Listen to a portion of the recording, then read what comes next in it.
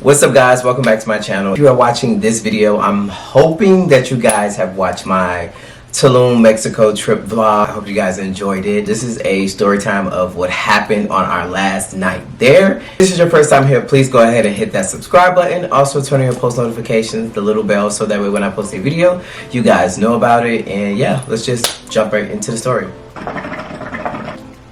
So of course, I got my hookah. We gonna get into some things. Overall, I had a wonderful time in Mexico. I love traveling there. It was my second time going to Tulum. Everything was easy, paid for, room, trip, flights, massages. I had a whole list of things planned out in my notes section of my phone. I'm gonna start to see if I can record it and put it here, of just stuff that I wanted to do. And yeah, I knew for sure I wanted to stop at one of these beach houses. I don't know if you guys, if you haven't been to Tulum or if you probably heard about it. Tulum is basically three streets. You have the street entering Tulum, you have downtown Tulum, and you have the street to Tulum Beach. It's not much, but it's a lot to do once you actually get to Tulum Beach. Now there's like beach clubs and Pablo Escobar. There's a lot of popular places, Azulik, Coco Beach House, and to get onto the beach, like near other things, you usually go through a beach house. Now some of these beach houses are free and some aren't. I always went to Selena, I've been there before, because this particular beach house you can walk right through and get onto the beach and go straight through. You don't have to pay for anything. There's restaurants and shops and drink shops there. Some beach houses you have to pay at the entrance to get in, to get to a beach house or a cabana or something like this. At this one in particular, you didn't have to pay. How much did I pay for it? Not in money, but we'll get there. We were having a good time. We recorded a video. I recorded a video at like 6:49, walking into Selena, this one beach house that I really wanted to go through to get to the beach. Now I'm gonna insert that video here as well. And as you can see, it was bright and sunny. It was like again, like 6:50, almost 7 o'clock, so the sun was about to go down. So we go in, we take like a little video and picture at this little circle Havana hut. Again, if I can insert it, I'm gonna go ahead and insert it there as well. So I'm walking around, and then out of nowhere, I'm like, where's my phone? I have two phones. So where's my phone? And that phone I record content on. So this is my regular phone, and this is my content phone.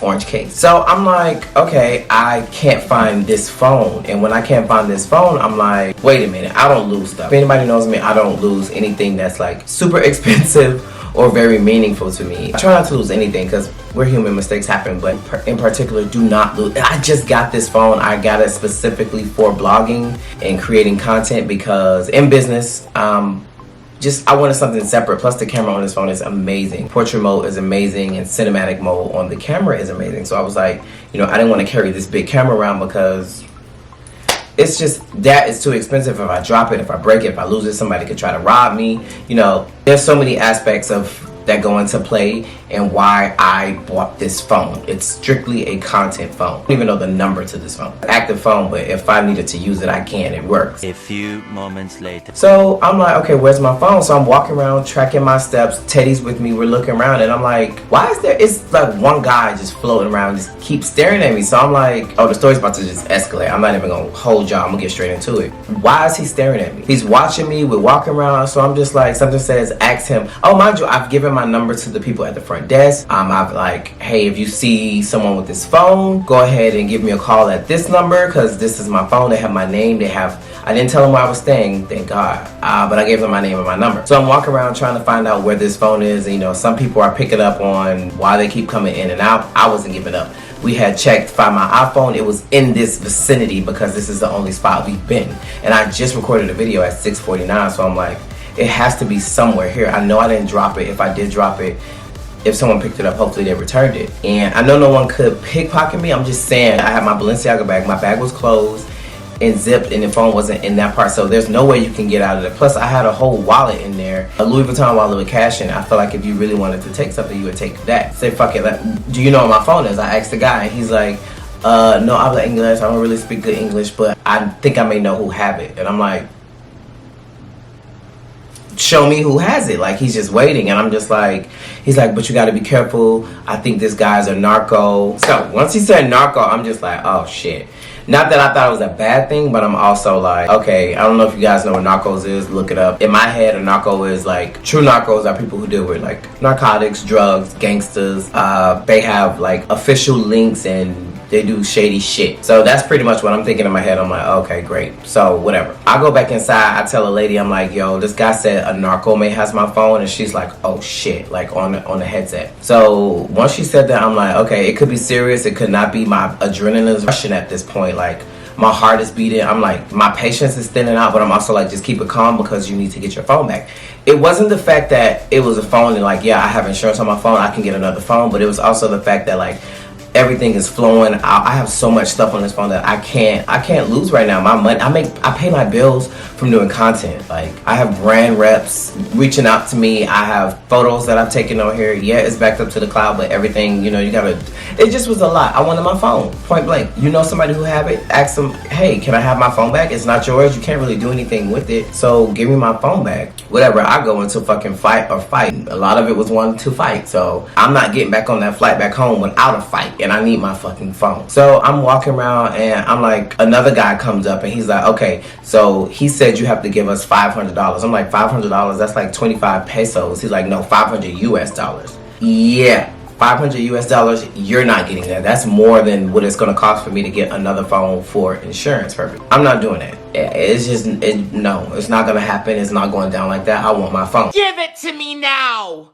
So I go back in there and I'm like, look, listen, hey, I don't know what's going on. I'm a good person. Honestly, this Tulum Beach is popular because of Americans. We're coming here, we're giving you guys money, we're taking content, we're posting it, we're sharing it, and people are wanting to come here. Why would you risk that? Why would you fucking risk that? At this point, it's on 10. Teddy on 10, Teddy like, oh, well, if they're narco, because the man was like, oh, they can cut you, they can shoot you, stab you, kill you. And in my head, I'm thinking like, these are all things I've already been through. I don't tell people much, but I've been stabbed before, I've been shot at before, I done got hit with a Grace bullet before.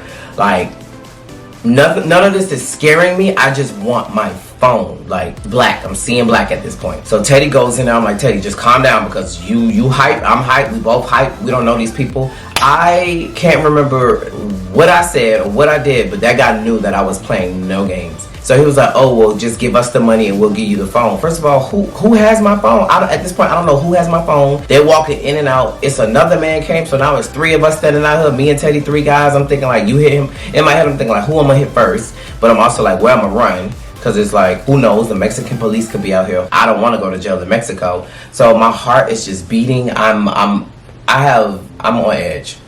Like, I'm on edge. And I do suffer from anxiety issues. So like, I felt like my pressure was going up. I felt like, I don't know, you know that feeling you get when your mouth or like your body start tingling when you feel like you're about to fight? I was feeling it. I was really feeling it. So at that point, we're all talking and he's like, just give us the money. Give you what money? I'm not giving you any money. So he said something about money. I said, all my money is on my phone. Like, I've been paying for Apple Pay and I've been using everything on there. So once he said that, he was like, all your money is on your phone? Yes, all my money is on my phone. Now give me my fucking phone back. And even if he would have gave my phone back and try to like make me send him some money, I wasn't gonna do that. I was gonna fucking scream and holler and run with my phone out of nowhere with them slides on. Actually, I have on this shirt. I wore this shirt the night of for a reason too, because I was like, let me put this shirt back on because I'm probably gonna burn it after this. But the phone and the case in this shirt, I'm probably gonna burn it. But yeah, like, I'm not giving it to you. So I have my other phone, which is that phone, and he didn't know I had it. I think he was under the assumption that I only had one phone. I have two phones, so I sneak and take a picture. And he walks over to me, he whispers in my ear, he's like, delete that photo now. And I'm like, no, back up off me. I'm not deleting the photo. Mind you, they all have earpieces on. Well, he does, and then the people who work there. So I done ran around this place 4,000 times. Finally found somebody who knows some information. They're not giving me my phone. They want money. I really don't think they're Mexican narcos because at this point, I feel like if you was gonna kill me, shoot me, hurt me, do something, you would have kidnapped me, put a bag over my head, took me somewhere and was like, hey, give me the money or get out or we're gonna kill you or do something bad. So we knew it wasn't giving those vibes. So that's why I was like, okay, whatever. I just feel like at this point, I'm American. I look like I have money probably to them and they're really trying to milk the situation and take advantage of us, and it's not gonna happen. You chose the right and the wrong fucking ones because you're not getting any money. The whole world will know about it, and if you're gonna come for me, you're gonna have to come to the United States and come get me, because not saying that I want that to happen. Hold up now. But I'm also just like, it's not going down that way. I'm not, no, we're gonna go down with the fight. All right. So, a lot has gone down. I'm shortening the story just to give y'all the good juicy parts. Teddy busts out, runs in there. He's like, you know what? I'm over it. So I'm like, okay, whatever. After he said what he said about the, no, actually Teddy went in first and then he came back out. I took the photo and the guy was like, delete the photo. I said, no, I'm not deleting the photo. And I got the photo right here. I'm gonna insert the photo in the video. Should I cover his face or should I not? I'm gonna show you real fast. Pink. Photo of the man. There we go. So I'm just like, no, I'm not giving you my phone. I'm not deleting the photo. And I'm going inside. So Teddy's out there with them. I walk back inside, start knocking stuff over. I knocked the chair over. I knocked, what, napkins or something off the table. It was like a little scan thing that you scan the menu. I knocked that off the... Where's my phone? I'm a good person. I kept saying, I'm a good person. I'm a good person. I'm a good person. If I had to get a shirt made with a logo or a brand name or something like a motto, I'm a good person. I'm a good person. We feeding y'all people, y'all family. We tipping y'all well. We having a good time. This is my trip. Don't ruin my trip. Something happened in the midst of this trip coming. Like, we had 3 people coming, and we actually had 4 people coming, and now it's just 2 of us. So it's like, this has been knocked down. I'm spending way more money than I was supposed to because it's supposed to be 4 people. It went to 3 people, and now it's just 2 people, and we're spending more money because, we're not splitting as much. We're not splitting it 4 ways. We're splitting it 2 ways. And I'm having a good time. This is my last night. I wanted to get drunk. I wanted to have fun. We had went to like this bar to get a drink. It was good vibes, good music, and now I'm stuck trying to get my phone back from a narc. I'm over it. I'm over it at this point. I just want my phone and I want to go home. So I run back in there. Teddy don't know none of this happened because I'm pretty sure they picked that chair up and them napkins or whatever was on the phone. I don't give a fuck. I want my phone. And the guy, he comes in there. He's like, calm down, calm down, calm down. Yeah, like, calm down. Like, hold on, let me call Teddy. I'm telling a story on story time right now on YouTube, bitch. Is there anything you want to say?